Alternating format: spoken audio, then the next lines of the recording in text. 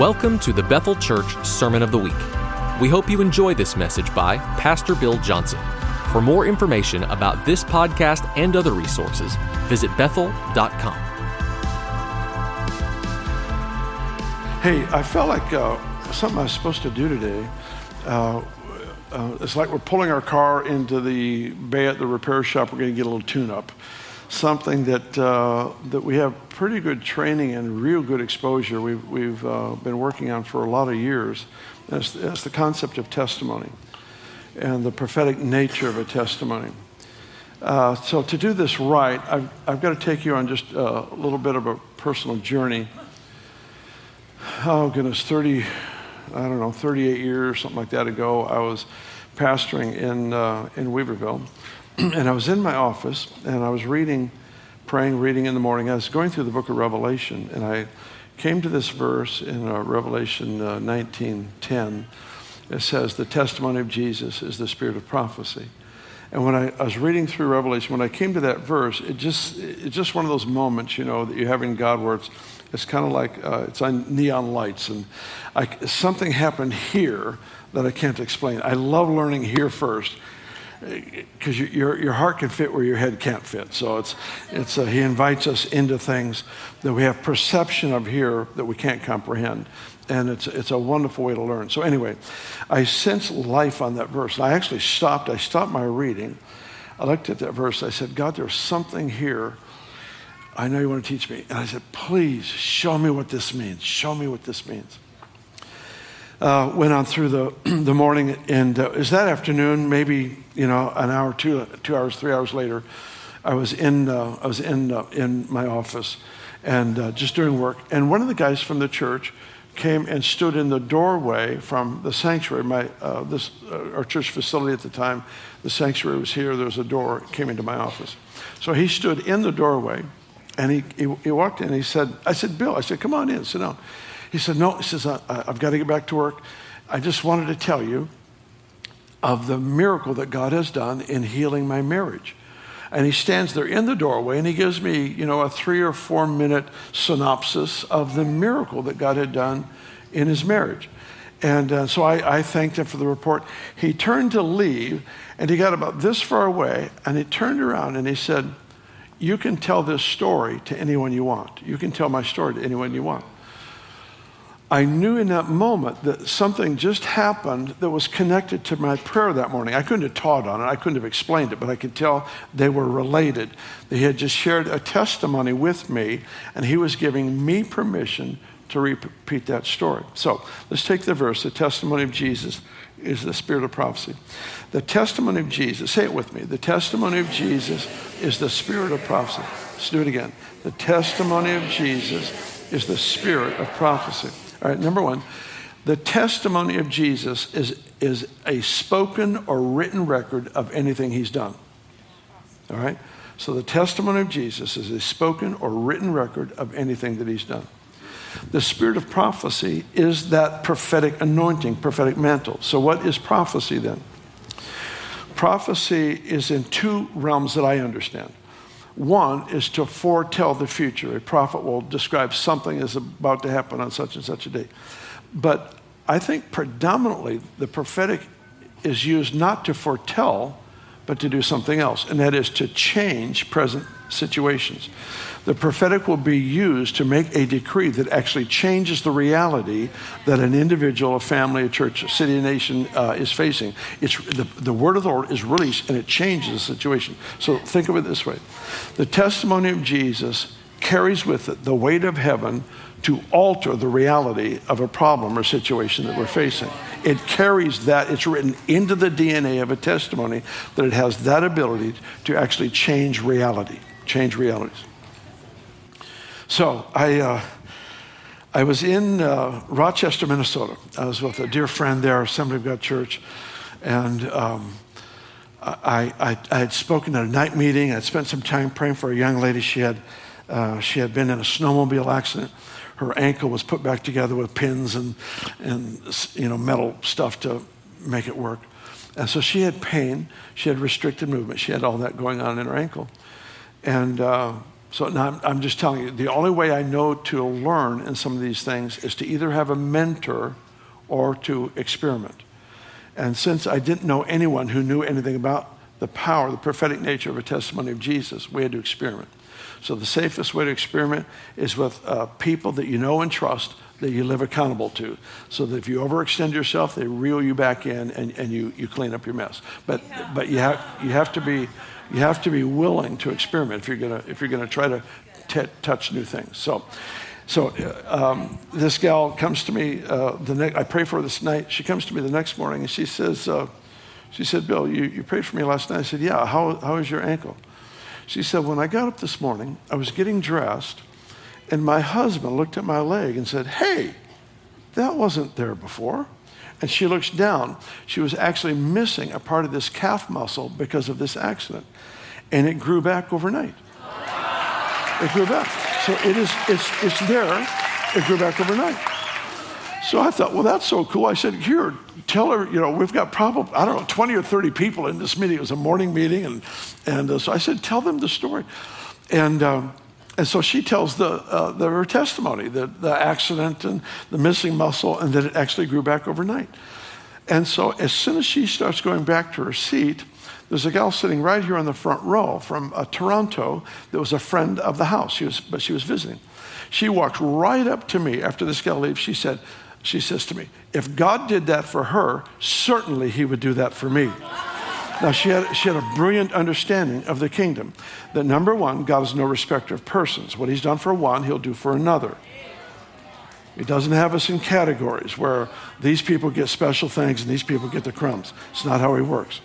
So she understood that, number one. Number two, she understood that God is the same yesterday, today, and forever. So something he's done at another time, he'll do again. So she says, if God did that for her, certainly he would do that for me. And so I called the gal that just got healed. I called her back and said, come back here. And then the pastor's wife, they came up, they prayed for her.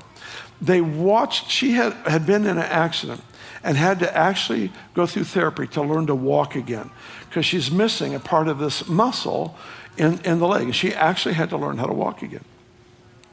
So that's why she wants prayer.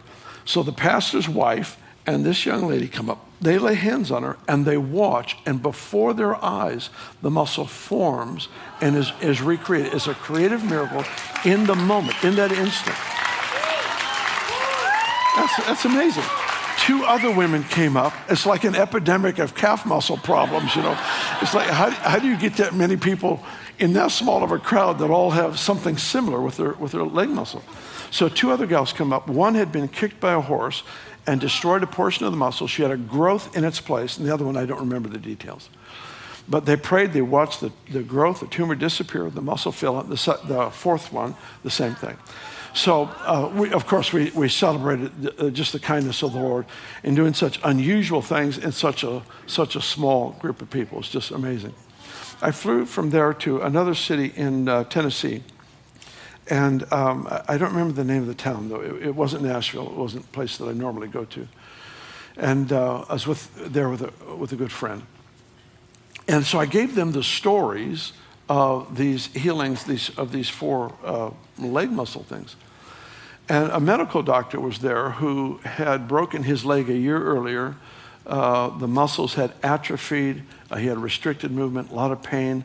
And so he wanted prayer. So he came up, and I had a bunch of students with me. They prayed for him. And he came to me sometime later in the evening and wanted to give me a report. I said, what's going on with your leg? He said, the pain is all gone. He says, I've got all the movement back. But I was curious about the muscle thing, because we got a roll going here of muscles that's going back. I said, how is the muscle, the atrophied muscles in your leg? He said, I can feel the skin stretching. So I flew home and I shared those 5 stories here on a Sunday morning probably. And there was a gal here that I think it was 2 weeks later. We were in a small meeting. We were taking some time to pray over some folks. And in a separate private meeting, there was maybe 15 or 20 of them. We were praying. And she says, I need to tell you a story. She said, 2 weeks ago, do you remember when you gave the testimonies of God healing the legs, the muscles? I said, yeah, I do. She said, I broke my leg a year earlier. The muscles had atrophied. I had restricted movement and pain. And while you were giving the testimonies, my leg turned hot. And we have since learned hot is good. Her leg turned hot, and she was completely healed without anybody praying. So what happened is I started stewarding these stories, and I would experiment. I would give a story, and then we would find out what God was doing. Now, how many of you have heard testimonies before in church? Deliverance from drugs, healing of bodies, whatever it might be. The stories. I grew up on hearing them, and they were always so encouraging and so exciting. But I don't remember one time in all my years of growing up where a testimony was given and a miracle followed as a result of the story. And yet it is in God's plan. It's in his DNA. So adjusting how we think actually puts us in line for how he moves. Adjusting how we think, adjusting what we expect. I was on the coast with, once again, with a bunch of our students, and we had a meeting there that ended up, I think it's the only meeting in my life I lost complete control of. And I'm not a control freak, but I like to direct the traffic. I like to make sure this person is healed and this person gives testimony and stuff. But I lost control of everything. I finally quit. I finally just got into the fray because I realized I can't get this meeting back, so forget it. They're having all the fun and I'm trying to direct traffic. So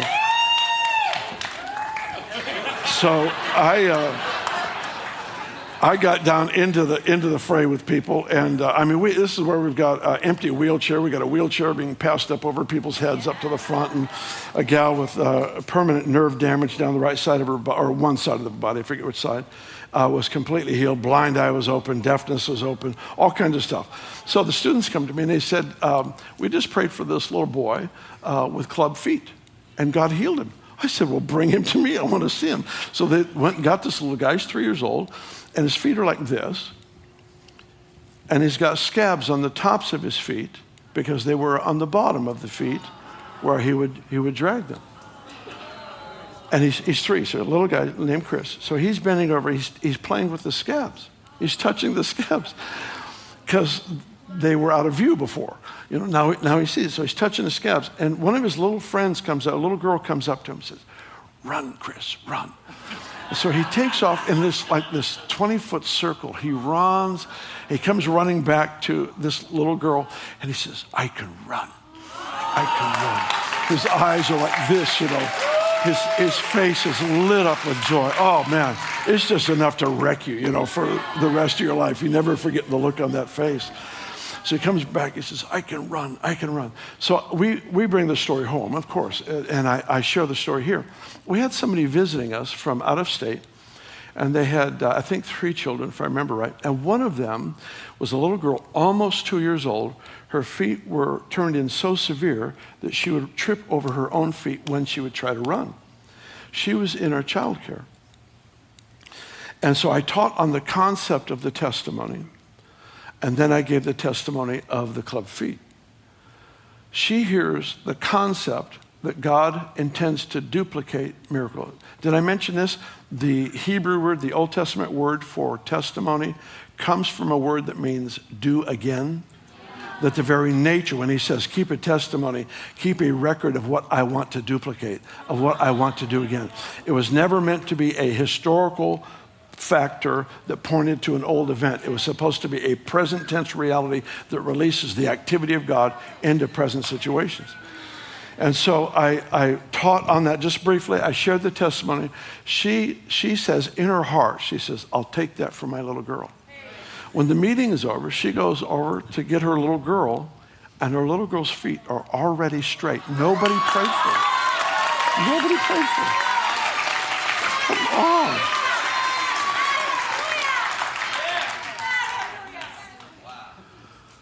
Wow. That hurts. A friend of mine would say, if that doesn't light your fire, your wood is wet. So anyway, that's amazing. So I take that story, those 2 stories, And I was with Mahesh and Bonnie Shabda. How many of you know the Shabdas in North Carolina? Wonderful people, dear friends of ours.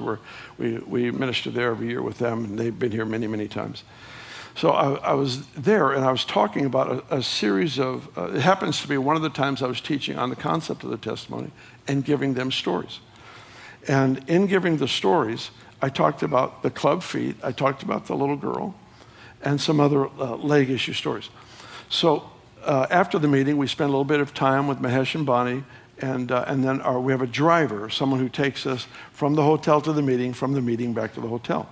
So he's from Brazil. So he meets us at the end of the meeting, and we get into the car, and he says, I just got a phone call from, and I don't remember now if it's his sister-in-law or his sister, but he says, I just got a phone call, and my sister, let's say it was, my sister was watching tonight's meeting on the internet, on live TV. And she has a little girl about 10 or 11 years old that has deformed feet. She's a beautiful young lady, but not only the inconvenience of a problem with the feet, but people just stare at the feet. So it's not only a natural issue, it's an issue emotionally. And so the mother is watching online. She hears the story, the series of stories. And at the end of it, she calls to her daughter, who's down at the other end of the house. She calls her name. The little girl comes into the hallway and says, yes, Mommy. And the mother looks at her daughter and says, take your shoes off. She removes her shoes and she says, come here. As she walks towards her mother, God heals her feet completely. They're completely straightened out.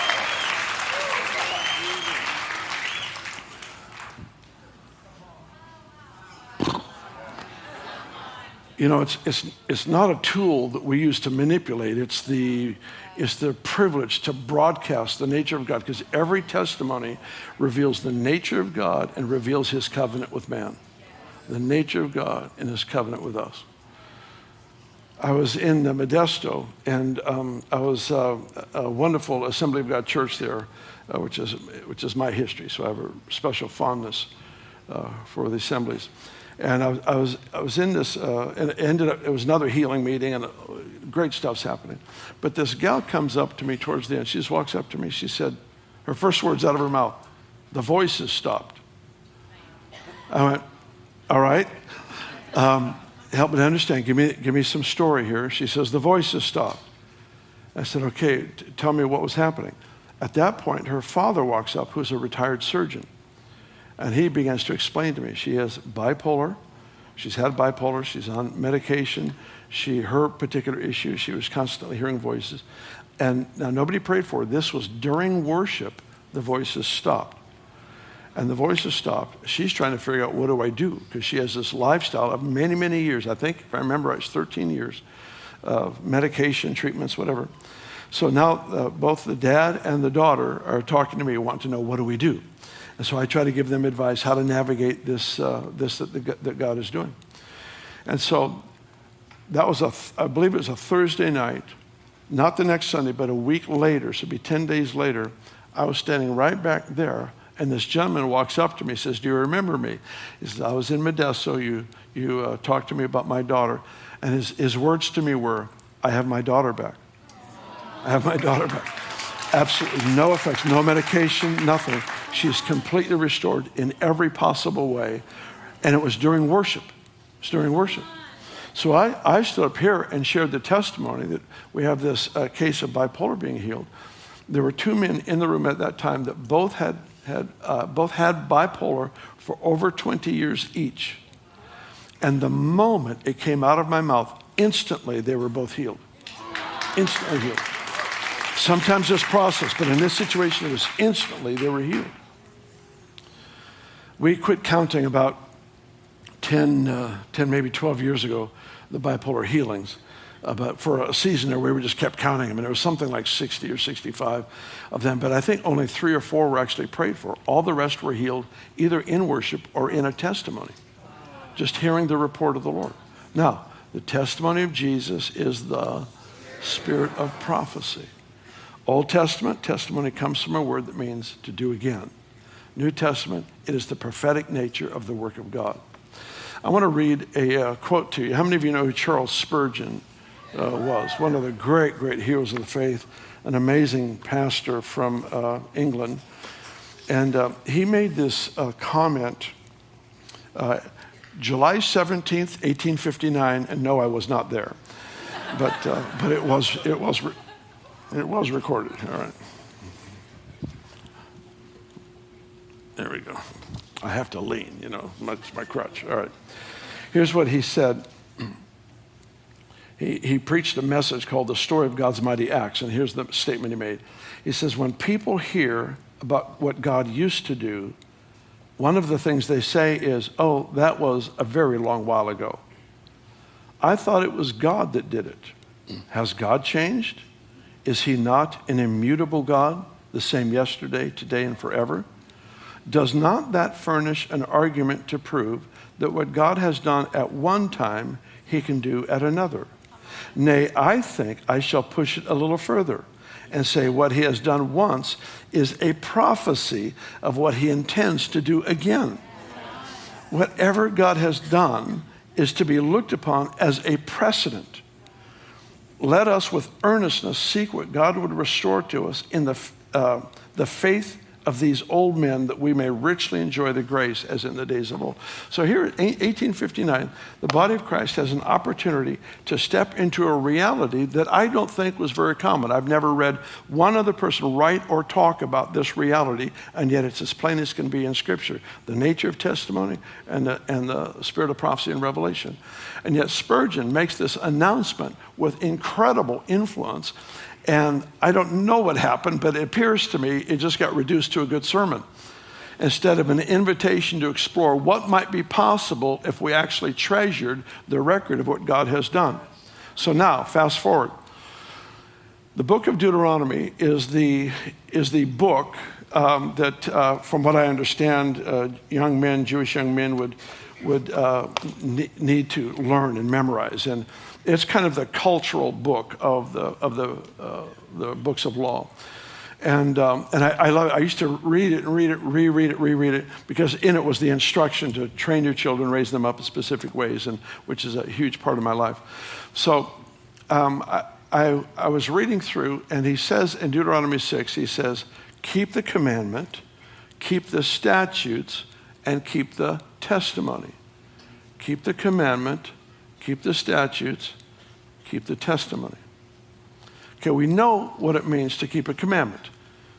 He says, you worship on this day, you worship on this day. So he would give them specific commandments. You offer this kind of an offering, this kind of a sacrifice. You just do what he says. So keeping a commandment is to obey God. What is keeping a statute? Keeping the statutes of God is where he is teaching us his value system. So in a commandment, he is telling you what to think, but in a statute, he's telling you how to think. That was better than your response. In a commandment, he's telling you what to think. In the statutes, he's telling you how to think. He's actually showing you his perception on reality and how he navigates, wants us to navigate life. So he says, keep the commandment, keep the statutes, and then he says, keep the testimony. How do you keep a testimony? I mean, it's not like doing something. It's not like sacrificing an ox or something. It's you're supposed to hold on to something. And my conclusion through studying, especially in the Gospel of Mark, in the lifestyle of Jesus, that keeping the testimony basically means this to me, is that I hold the record of God's interventions among people so close to me that they become the lenses through which I see present problems or challenges. In other words, I interpret them through a history with God. A prescribed history with God has now given me lenses through which to see possibility in a problem instead of just a problem. The nature of God in a situation. How is God going to become triumphant now in this situation? Oh, it's amazing. It's amazing. But because we actually have the ability to steward the record of God's supernatural intervention so well that they become how we see. They become the place from which we think, the place from which we see, the place from which we act, the place from which we pray. Testimony. It's not just an exciting, encouraging moment, just a moment in a service or in our life. We just kind of get a boost of encouragement and strength. It's much more than that. It is, imagine Elijah standing in front of you prophesying. That's what a testimony is. It is prophesying. This is the heart of God. This is the nature of God. This is the covenant of God, and it is available to you. That's what a testimony is. I want you to look with me at Psalm 68, if you would.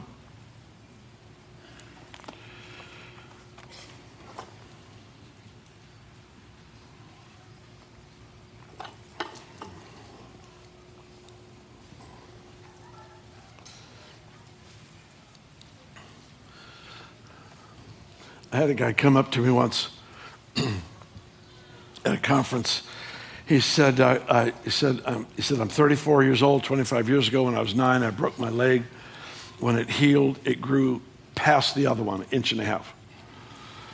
And I've got problems with my back now. I'm a contractor. I've got issues with my back because my broken leg, when it healed, it just got happy and went past the other one. Happy was my term, not his. And he said, have you ever seen a leg shrink before? Because he's wanting to know if there's a testimony for it. So I figure if we haven't, there's always got to be a first time, right? So I paused for a moment. I thought, let's see. Yes, I have. I've seen it happen. I was in an Italian restaurant with a pastor friend of mine in Sacramento. He had been in a snowmobile accident. When they put him back together, apparently they had too many parts because he had a leg that was too long. So he's telling me in the restaurant, and I said, I'll just turn your chair aside. So in the Italian restaurant, you know, the nice linen tablecloths and everything, I just give me your leg. So we'll lift his legs up, and I command the long leg just to shrink. So it just shrinks just like that. And he goes back to the therapist. He told me later, he said, the therapist said it's perfect. Everything's just right. So I told the guy, yes, I've seen it happen. I said, get a chair. And of course, if we've never seen it, get a chair anyway, because there's got to be a first time. So he sits down, and I'm holding his leg, and sure enough, he's got a leg that's 1.5 inches longer than the other one. Sorry, I'm laughing. I'm holding his legs up, and sure enough, one is 1.5 inches longer than the other. And I just had this moment where I thought, should I shrink the long one? Or should we see if God would grow the normal one? Now, it took me 10 seconds to ponder, but I just kind of surprised myself by saying, to the normal leg to grow. It's kind of like the guy who says, I don't want to think before I speak. I want to be as surprised as everyone else. And that was kind of how I was in that moment. I found myself saying to the normal leg, I said, in Jesus' name, grow. And we just watched. Oh, this one's too long. I've got to watch my time here. This one's kind of a weird story. It grows, and then it shoots past the other one. I'm not kidding.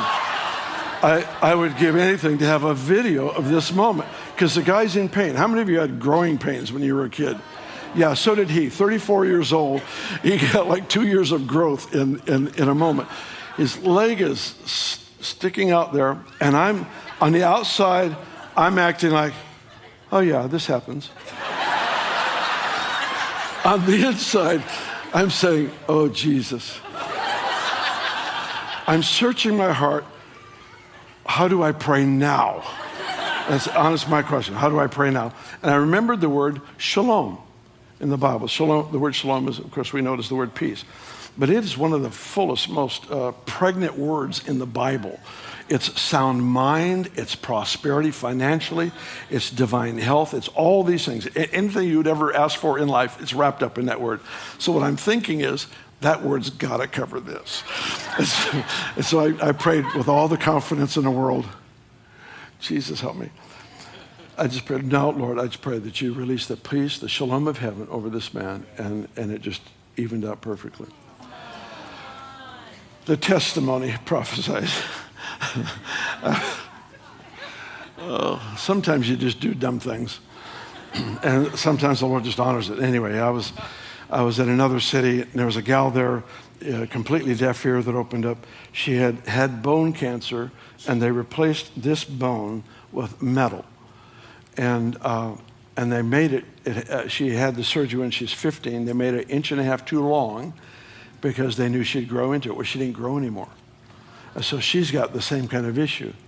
And so she asked for prayer, her deaf ear open, and then prayed for her leg, having had a recent experience with growing the wrong leg, that whole situation. It was fresh in my mind. I thought, I'm not messing with this. So she was laid out on the floor, so I got out on the floor and spoke to the leg, and it actually, the metal part actually shrunk, came back into line. She came to me the next day. She said, I'm so glad that you had the metal leg shrink. And I said, why is that? She said, because if you didn't, the doctors would have said, see, we told you you'd grow into it if I grew the other one. So sometimes you look good when you don't deserve it. That's my conclusion is I did not know what I was doing. Psalm 78, are you there? We've got a few minutes left. I want 78 is what I meant. Did I say 68? Well, you know what? Just have a good time in 68 because it's a great chapter. It's a let God arise, his enemies be scattered. It's a great chapter. But I'm going to be reading out of Psalm 78. So if you want to join me. Psalm 78. We'll start right with verse 3. He's referring to dark sayings and parables. He says, which we have heard and known, and our fathers have told us. We will not hide them from their children, telling to the generation to come the praises of the Lord and his strength and his wonderful works that he has done. What just happened there? Now think while you're reading this. They are being exhorted to train their children on not only the report of the law of God, the commandments, but to train them with the report of his wonderful works, which is what? That's a testimony. Yes? Yes? All right. Verse 5, he established a testimony in Jacob. He appointed a law in Israel, which he commanded our fathers, that they should make them known to their children, that the generation to come might know them, the children who would be born, that they may arise and declare them to their children. So if you can see, this was a pattern of a value system for the spoken and written record of all that God's done to be given to this generation, that they would give it to the next generation, they'd give it to the next generation. Now it tells us why, and this is important. Verse 7, that they may set their hope in God. There's something about the testimony that conditions or positions a child or an adult to position himself to place hope in God when a trial comes. Their instinctive response is, I'm going to trust God. He's the God who works wonders. I don't understand what he's going to do. I don't know how he's going to do it, but I'm going to trust him. Where did that come from? It came because the cloud of their heart, so to speak, was seeded with this thought that God is faithful in impossible situations. So here it says that they may set their hope in God and not forget his works, the works of God, keep his commandments. Are you guys still alive? You sure you're still alive? All right. What I want you to notice is not forgetting the works of God and keeping the commandments. The testimony and the courage to obey, they're connected. This is really a big deal. Because what we do for ourselves, what we do for our children, our grandchildren, we set the stage for them to have courage, because it takes courage to obey God. It takes courage. We want courageous obedience, radical obedience. Out of my life, that's what I want. So here he says, we keep the testimony going multiple generations. Why? So that they'll put hope in God and that they won't forget the works of God and they'll have the courage to obey God. Now, he illustrates it in the next 3 verses. All right, verse 9, that the children of Ephraim, being armed and carrying bows, turned back in the day of battle. They did not keep the covenant of God. They refused to walk in his law. They forgot his works and his wonders that he had shown them. Okay, walk through these 3 verses with me. Verse 9, the children of Ephraim are armed. In other words, they're prepared for battle. They're skilled. They're trained for battle. They've got all the equipment necessary. He said, the children of Ephraim, being armed and carrying bows, turned back in the day of battle. So why did they turn back why did they become cowardly when there was a conflict? Verse 10 tells you, because they didn't keep the covenant of God, they refused to walk in his law. How many know if you're not walking in obedience, spiritual warfare is not where you want to be? because you become very vulnerable. So they turned back in the day of battle. Why? Because they had not been walking in obedience. Why weren't they walking in obedience? Verse 11, they forgot his works and the wonders that he had shown them. There is something about the testimony that instinctively breathes into our soul a courage for radical obedience. It's a part of the process. It's how you keep strong in your confidence and faith in God. What happens if the testimony of the Lord, if we decline in sharing testimony, then we see miracles less. If we see miracles less, we expect them less. If we expect them less, we talk about them less. If we talk about them less, we see them less. There's this downward spiral into the point where miracles have become a mere part of our history. Some time ago, God used to do such and such, which is where so much of the church is right now. It was in their history. It was in Israel's history. It was in the book of Acts. It was the memory of something that happened back there, but it's not a current reality. It's not a present tense experience.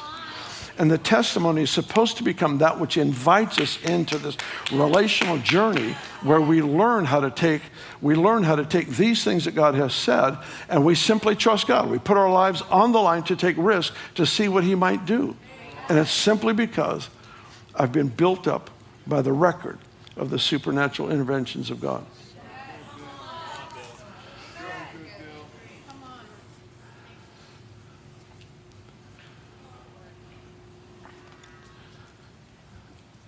I love it when God will give us a glimpse of what he's doing, because it's fun to gain in understanding.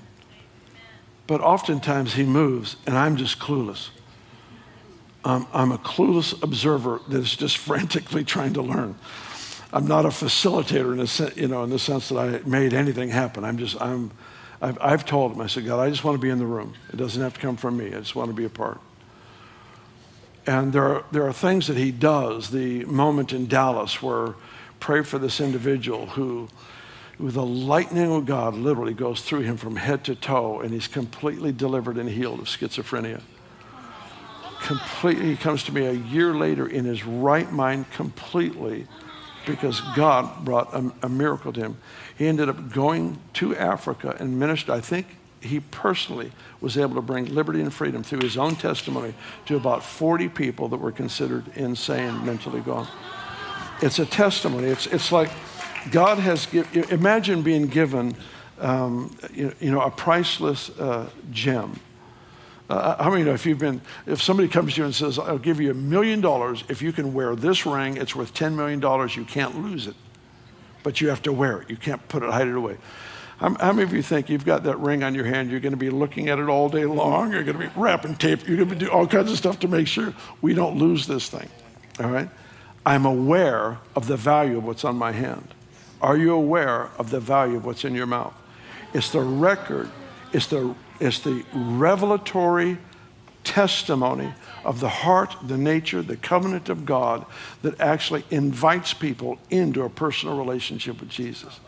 Paul, when he was in trouble, he would revert to his personal story, into his own testimony. It's not just the miracles of healing, it's the deliverance, it's salvation, it's the greatest miracle of all. And everybody in this room has that kind of a story. I believe that God wants to give us an upgrade. And this will sound a little strange, but actually the whole thing's been rather strange, so it's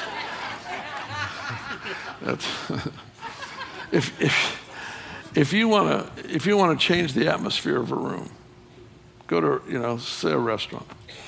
You go into a restaurant, 3 or 4 people, sit down and take the first 20 minutes only to share miracle stories. I don't mean miracle stories so that you impress people around you.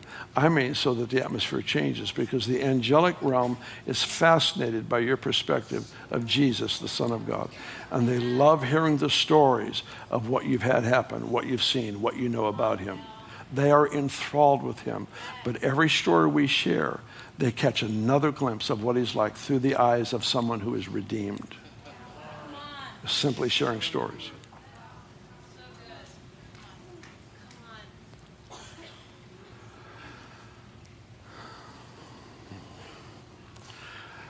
I feel like the Lord would just give us an upgrade in this area. We're going to be touching, I'm thankful beyond words on what I've seen happen, what we've seen happen in this room, what we've seen happen in our city. It floors me. Sometimes I get in here early Sunday morning, I just walk around and I just remember, colon cancer was healed here. A woman after 50-some years in a wheelchair gets out right there after a stroke. She walks. Right over here, MS, multiple sclerosis, was healed. West Nile, ME. This same person had several conditions that were healed. Just walk around this room. The guy who was run over by a 14-ton truck completely crushed his ankle, and he receives prayer over here. There's a pop. His ankle turns cold. There's a pop, and it's completely, totally healed. Completely healed. Just go through the store, one after the other. The woman who could hardly open her mouth. Just very little movement because he broke her jaw 10 years earlier. And there was very little movement, extreme pain to open her mouth wide. The dentist, they didn't have time to give her any kind of Novocaine or anything because of the pain she suffered with. And yet one Sunday morning, just simply praying for those with broken bones, she's instantly, completely, totally healed. Right back over here, a man with prostate cancer that's healed. A woman right down here, a tumor in her breast just simply dissolves. And the stories go on and on and on and on. There are hundreds and hundreds and hundreds of them.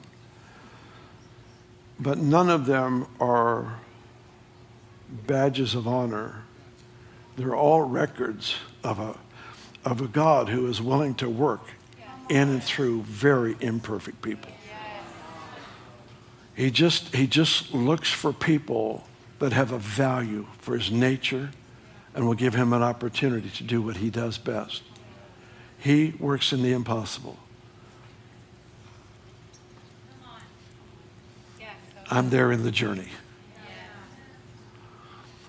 And I believe in this fall season, we've got some stuff coming up in another couple weeks, 3 weeks maybe. We're going to be targeting this even more, not the testimony side, but the miracle realm, because I believe it's a season for an upgrade. It's a season for an upgrade. And it's honestly for everybody in this room. Jesus asked the questions of his disciples once. They were bewildered by the challenge that he had just given them. It's one of these moments, they're literally just beside themselves, bewildered. And so he then asked them this series of questions, and these series of questions have helped me a lot.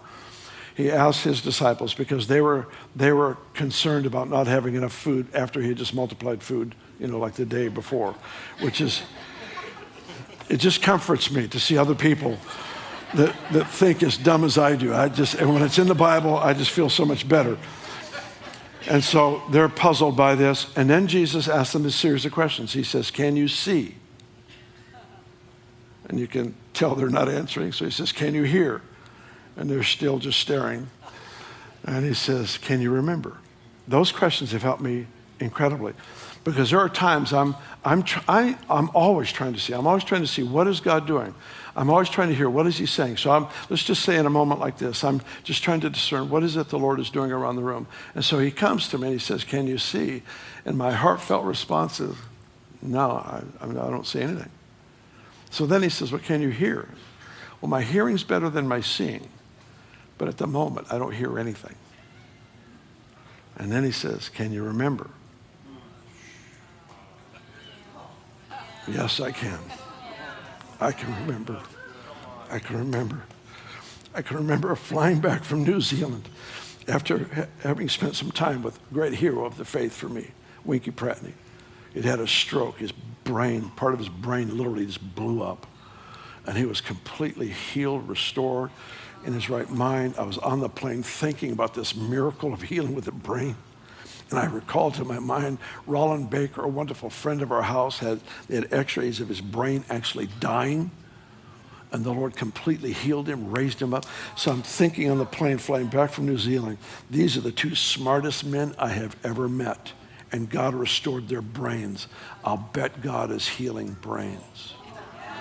I'll bet that's what he's doing. Can you see? I don't see it and I don't hear it, but I can remember. And the more I remember, the better I hear. And the more I hear, the better I see. So we came in here on a Sunday and I called out, I said, "God is healing brains." We had right back here. You remember this, Kevin. You were right back here praying for this young lady. In fact, we have the testimony on video. She was dying. She was dying, terminal systemic lupus of the brain. Chris had a word of knowledge about somebody had a blow to the head. She's right back there. And she would, when she'd get up in the morning, sometimes she would pass out and she'd be unconscious for 30 days. 30 days. She's dying of this disease. And Chris has this word of knowledge and pray. Here's this moment. God is healing brains. And what happens? She's completely healed. Her mother looks at her the next morning and says, you look like you did before the accident. Before the accident.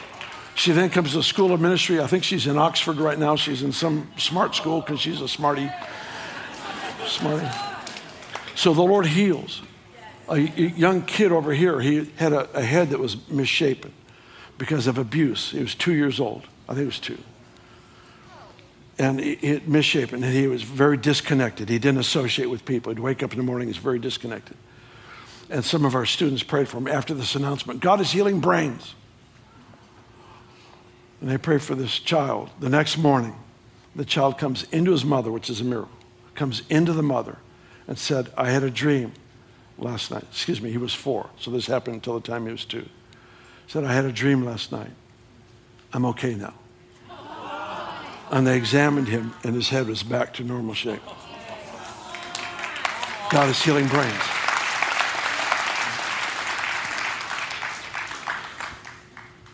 Why don't you stand? Can you see? Yeah, I'm not seeing much. Can you hear? I try. Sometimes I hear. Can you remember? Can you remember? Folks, listen to me. You have a responsibility. This is not a pastoral issue. This is not a ministry team issue. This is a people of God issue. What have you seen God do? Here's the great news. You may say, I've hardly ever seen anything happen. I mean, my own testimony is a great miracle, but I've never seen healing or deliverance or any of those things. And that's totally fine. I had a long season of my life where I'd never seen anything. But there's a verse in Psalms 119, verse 111, and it makes this statement. The testimony of the Lord is your inheritance forever. Think about it. The testimony of the Lord is your inheritance forever. What is the testimony of the Lord? It's the full record of anything he has ever done on planet Earth. He did it with Moses. He did it with Elijah, with David, with Paul, with whoever. It's your story. It's your testimony. No, you didn't get it. The full record of God's activity with people is your inheritance. Why is that important? Why is that important? Because the scripture says they overcame him by the blood of the Lamb. There's the legal basis and the word of your testimony. So now the word of my testimony is not just what I have experienced in my life, but it includes what you've experienced. So I hear your story. That's a part of my weaponry. That's a part of the tools that I use to ensure I walk in victory in this present situation. So Father, I pray for a fresh grace that you would inspire us from the inside out to treasure the record, the reports of the miracles, the interventions of God that we've seen and that we're about to see. That we would never treat them carelessly or casually, but we could together again stand in awe and celebrate you for your kindness, your mercy, that would do such extraordinary things with such simple people as we are. I ask this, that the name of Jesus would be exalted. Thanks for listening to the Sermon of the Week. This weekly podcast is being translated into multiple languages. Please visit podcasts.ibethel.org.